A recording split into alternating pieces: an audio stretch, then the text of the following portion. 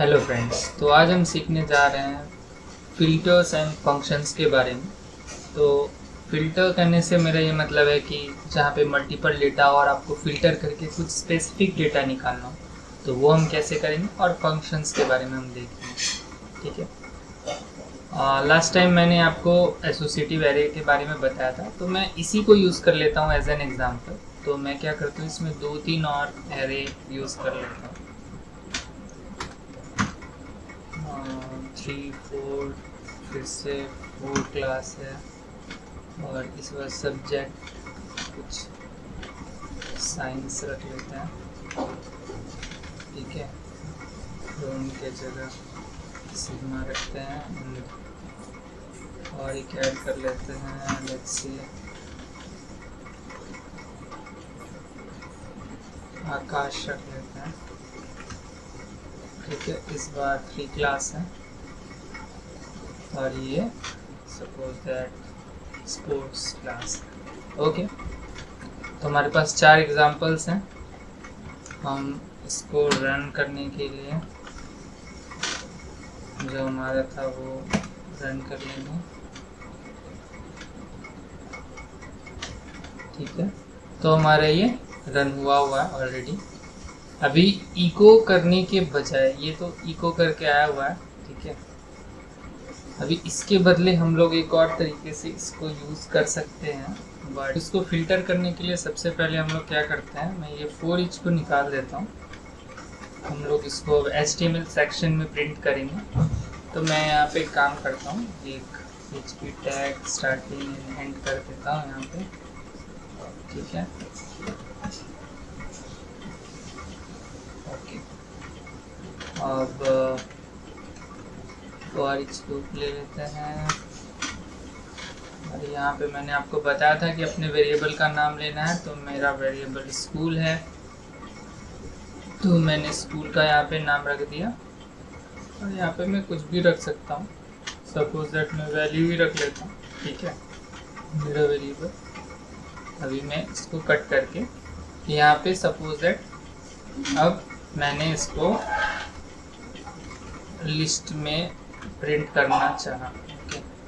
Okay, सबसे पहले एक और बात, जैसे कि अब सपोज दैट मुझे ये HTML सेक्शन के अंदर यहाँ पे कुछ HTML लिखना है, तो मैं इसको यहीं पे चाहूँ तो क्लोज कर सकता हूँ अपने HTML को। ठीक है, और फिर मैं दोबारा इसको यहाँ से स्टार्ट करूँगा, तो आप देखो भी क्या हो रहा है कि ये एक अलग PHP टैग स्टार्ट और एंड हो गया, और ये एक अलग ब्रैकेट को क्लोज करने के लिए मैंने PHP टैग स्टार्ट और एंड कर दिया। ठीक है, तो इस तरीके से हम लोग multiple PHP tag start and करके अपने वो ब्रैकेट्स वगैरह को यूज़ करेंगे, ताकि हम लोग बीच में जो है वो अपना HTML टेक्स्ट लिख पाए। ठीक है, अभी हम लोगों ने यहाँ पे लिस्ट यूज़ किया है। लिस्ट में हम लोग क्या करते हैं, यहाँ पे सपोज दैट मुझे कुछ प्रिंट करना है, तो मैं प्रिंट करने के लिए एक ट्रिक बताता हूँ आप लोगों को। यहाँ पे एक हम लोग इज इक्वल्स टू साइन करके और फिर हम लोग इसको क्लोज कर सकते हैं। तो ये बेसिकली इको का काम करता है। ठीक है, तो यहाँ पे अगर मैंने सपोज दैट वेरिएबल रखा है वैल्यू, तो मैं अगर वैल्यू और मुझे सपोज दैट क्या चाहिए, मुझे चाहिए नेम और क्लास चाहिए। ठीक है, तो मैं यहाँ पे क्या करता हूँ, नेम यूज़ कर लेता हूँ, एक ये हो गया, और इसके अंदर मैं एक ऐसे कर देता हूँ क्लास, ये एक HTML हो गया। दोबारा से इसको स्टार्ट करेंगे, फिर हम लोग ऐसे इक्वल्स टू साइन लगाएंगे ताकि ये इको हो जाए, और यहाँ पे मैं अपने वापस से क्लास को यूज़ कर लेता हूँ। ठीक है, यहाँ पे मेरा क्लास हो गया। ठीक है, मैं इसको सेव करके अगर रन करता हूँ, सपोज दैट यहाँ आप देखो नेम आ गया और क्लास आ गया। ठीक है, name Rohit class 4, Rohan class 3। अब सपोज दैट मुझे इसमें से क्लास 4 वाले को सिर्फ प्रिंट करना है, जो क्लास 4 में बच्चे सिर्फ उसको प्रिंट करना है। तो हम यहाँ पे क्या करेंगे, तो हम यहाँ पे सिंपली कुछ नहीं, सिंपल एक यहाँ पे जो मेरा ये वाला इफ स्टेटमेंट है। ठीक है, यहाँ पे मैं एक और बना दूँ,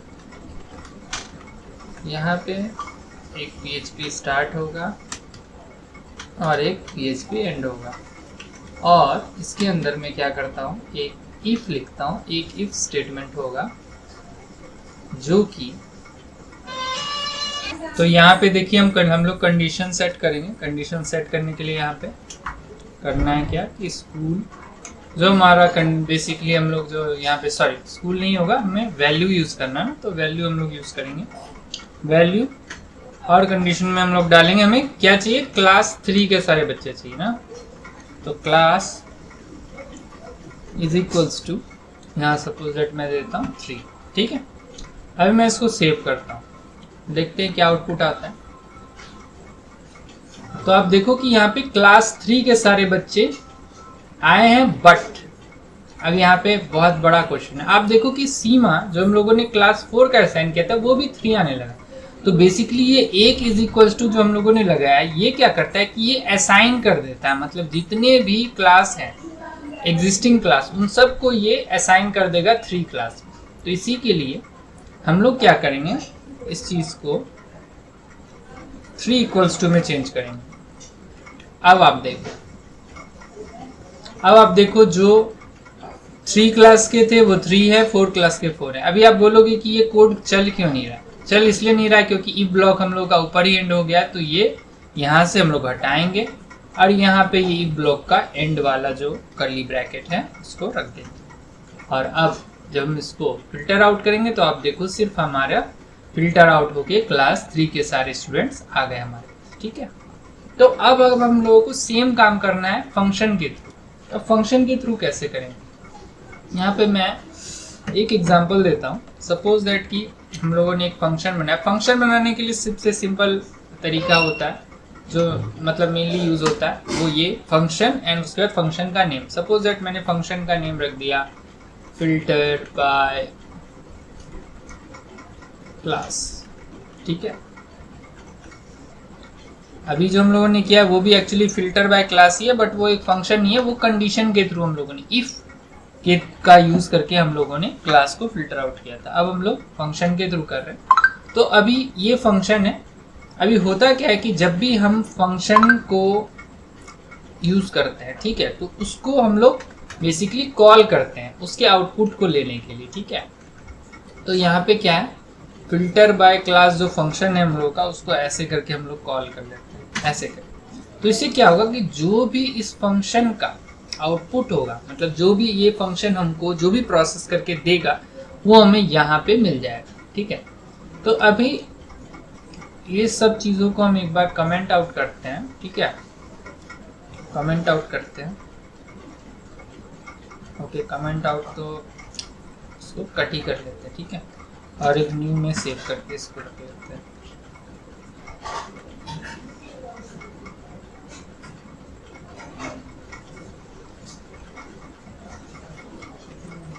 ठीक है, अभी मेरे पास ये है। अभी मैं क्या करता हूँ, ये जो फंक्शन मैंने कॉल किया इसको यहाँ ना कॉल करके एक यहाँ पे मैं कॉल करता हूँ। सपोज दैट मैंने एक h1 टैग बनाया। ठीक है, यहाँ पे मैं उसको कॉल कर लेता हूँ। कॉल करने के लिए हम लोग ये आप देखो कि जैसे ही मैंने इसमें रिटर्न लगाया और मैं इसको प्रिंट करने की कोशिश कर रहा हूँ, ठीक है, प्रिंट कर रहा हूँ, तो ये मुझे कोई भी आउटपुट नहीं दे रहा है क्योंकि हम लोग को यहाँ पे इसको डिस्प्ले करना पड़ेगा। ये बेसिकली प्रिंट करने के लिए हम लोग यूज़ करते हैं इको, जैसे मैंने बताया था। तो ये अब ये रिटर्न हमें आउटपुट दे रहा है। कहने का मतलब अब हमारा फंक्शन जो है वो काम कर रहा है कि हाँ ये रिटर्न होके आपको मिल रहा है इस फंक्शन के कॉल पे। हम लोग सपोज दैट हम लोगों ने जैसे ये किया हुआ है कि फिल्टर बाय क्लास करना है हम लोग, तो हम लोग क्या कर सकते हैं कि इस फंक्शन में हम लोग वो या तो कंडीशन लिख दें, जैसे कि मैंने एक इफ कंडीशन लिखा, और यहाँ पे मैं वही वाली सेम चीज लिख दूं कि अब सबसे पहले ये यहाँ पे अगर हमें कोई कंडीशन में कोई वेरिएबल को यूज करना है तो हमें सबसे पहले क्या करना पड़ेगा कि ये वेरिएबल को हमें इस फंक्शन में कॉल करना पड़ेगा।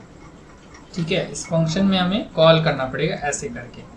अब आप समझो, अब एक बहुत ही ट्रिकी चीज़ है यहाँ पे कि सपोज दैट मैंने ये फंक्शन कॉल किया यहाँ पे इस पैरामीटर के साथ। फंक्शन में जब भी हम लोग कोई भी वेरिएबल को यूज़ करते हैं तो उसको पैरामीटर बोलते हैं, उस फंक्शन का पैरामीटर। ठीक है, सपोज दैट इस फंक्शन में मैंने एक पैरामीटर कॉल किया और यहाँ पे मैं फंक्शन को एज इट इज कॉल कर लेता हूँ विदाउट पैरामीटर के। तो अब आप देखो क्या होगा, यहाँ पे हमें ये बड़े बड़े लेटर्स में एरर आ गया। ये बोल रहा है कि जीरो पास्ड, कहने का मतलब too few arguments to function zero passed, कहने का मतलब आपने जो फंक्शन बनाया उसमें आपने कोई भी आर्ग्यूमेंट पास नहीं किया है, जीरो आर्ग्यूमेंट आपने पास किया, जबकि आपका फंक्शन जो है वो आर्ग्यूमेंट वाला है, कहने का मतलब वो एक आर्ग्यूमेंट एक्सेप्ट करता है। तो यहाँ पे आपको कुछ भी पास करना पड़ेगा आर्ग्यूमेंट, तब जाके ये फंक्शन कॉल हो पाएगी। ठीक है, तो ये तो रही एक चीज। अब हम क्या करते हैं, सपोज दैट इसमें अब मैं क्या करता हूँ कि एक वेरिएबल पास कर देता हूँ। सपोज मैंने जो वेरिएबल बनाया था वही मैं वेरिएबल पास कर दूँ। अब मैं अगर इसको रिफ्रेश करता हूँ तो आप देखो एरर चला गया है, कहने का मतलब अब हमारे पास एक आर्ग्यूमेंट जो है फंक्शन के कॉल के टाइम पास हो गया है, इसीलिए अब ये एरर थ्रो नहीं कर रहा। तो हम क्या करते हैं, सिंपली अब मैं इस फंक्शन को एक्टिव फंक्शन बनाता हूँ, मतलब इसके अंदर कुछ हम लोग प्रोसेस करते हैं। तो मैं प्रोसेस करने के लिए सबसे पहले एक वेरिएबल ले लेता हूँ। सपोज दैट हमारे क्लास एरे, मैं क्लास एरे नाम का एक वेरिएबल बना लेता हूँ, एम्प्टी एरे वेरिएबल। ठीक है, और अब हम लोग क्या करेंगे, यहाँ पे एक फॉर ईच लूप चला लेते हैं। ठीक है, जैसे कि हम लोगों ने पहले पिछली बार किया था। ठीक है, यहाँ पे मैं क्या करता हूँ, अपने वेरिएबल को कॉल कर लेता हूँ जो मैंने ऊपर यहाँ पे आर्ग्यूमेंट में पास किया है। ठीक है, ये आर्ग्यूमेंट में मिल रहा है ये वाले वेरिएबल से। ठीक है, तो ये कंफ्यूज नहीं होना, ये वाले वेरिएबल को मैंने आर्ग्यूमेंट में पास किया और मैं इसी को अब यहाँ पे कॉल कर रहा हूँ। ठीक है, और यहाँ पे मैं इसको एज इट इज वैल्यू ले लेता हूँ। अभी यहाँ पे हम लोग क्या करेंगे, हम लोग सेम कंडीशन लिखेंगे। ठीक है, क्लास एरे। अभी पहले मैं क्या करता हूँ कि एक बार जो भी हमारे पास ये एरे में जो भी वेरिएबल आ रहा है, ठीक है, कहने का मतलब ये स्कूल वाले एरे में जो भी वेरिएबल आ रहा है इसको मैं एक बार जो है सेम वैल्यू असाइन कर लेता हूँ। ठीक है, और फिर देखते हैं हमें क्या आउटपुट आता है। अभी मैं इसको रिटर्न कर लेता हूँ, यहाँ से रिटर्न क्लास। ठीक है, अब अभी इसको देखते हैं। तो यहाँ पे बोल रहा है array to string conversion inline. यहाँ पे मैं क्या करने जा रहा हूँ कि जो हमारा ये वाला कोड था, क्योंकि अभी ये हमें क्या पास कर रहा है कि एरे पास कर रहा है, तो फिर एरे को प्रिंट करने के लिए हम लोग क्या करते थे, जो हम लोगों ने पिछली बार किया था, सिंपली हम लोग एक फॉर ईच लूप चलाते हैं अपने इंडेक्स के अंदर, अपने HTML पेज के अंदर। तो हमने फिर से क्या किया, एक PHP टैग स्टार्ट किया, कॉल किया। अब यहाँ पे हम लोग ये स्कूल वेरिएबल की जगह जो हम लोगों का क्लास एरे है उसको कॉल कर लेंगे। ठीक है, क्लास एरे कॉल कर लेंगे, और क्लास एरे नहीं कॉल करेंगे, हम लोग सिंपली अपने फिल्टर को कॉल कर लेंगे। क्योंकि फिल्टर बाय क्लास जो हम लोगों ने फंक्शन बनाया उसको हम लोग कॉल कर लेंगे, क्योंकि अब हम फंक्शन को डायरेक्टली कॉल कर सकते हैं, है ना। और उसके अंदर हम लोग जो है अपना वेरिएबल पास कर लेंगे। और अब हमें ये इफ कंडीशंस की ज़रूरत नहीं है, क्योंकि हम लोग इफ वाला काम अपने फिल्टर फंक्शन में ही कर लेंगे। ठीक है, यहाँ पे मैंने इसको सेव किया, अब इसको रिफ्रेश देते हैं। तो अभी आप देखो कि मेरा बिना फिल्टर के डेटा जैसे आ रहा था एज इट इज आ रहा है। अभी हम लोग अपने मेन वेरिएबल को नहीं यूज कर रहे हैं, जो हमारा स्कूल वेरिएबल है उसको नहीं यूज कर रहे, अभी हम लोग बस अपने फंक्शन को यूज कर रहे हैं। फंक्शन को मैंने यूज किया, मैंने एक पैरामीटर पास किया, क्योंकि ये एक पैरामीटर एक्सेप्ट करता है, और फिर मैंने उसको एक वेरिएबल को असाइन किया, और मैं सिंपली नेम और क्लास को प्रिंट कर रहा हूँ। अब मैं यहाँ पे क्या करूँगा, सिंपल इस फॉर ईच लूप के अंदर मैं एक इफ कंडीशन लिख दूंगा। ठीक है, और इस इफ कंडीशन में मैं क्या करता हूँ, सिंपली वही वाली चीज कि वैल्यू अगर हमारा क्या हो, वैल्यू क्लास,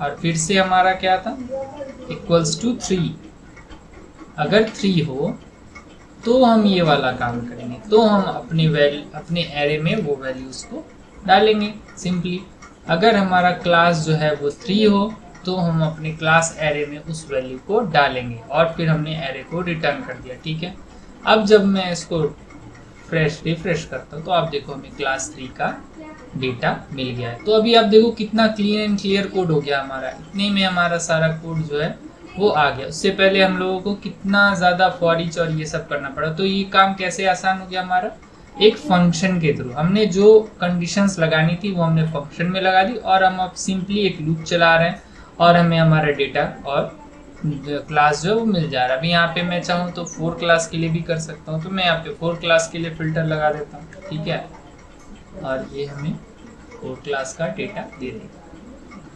तो थैंक यू गाइस।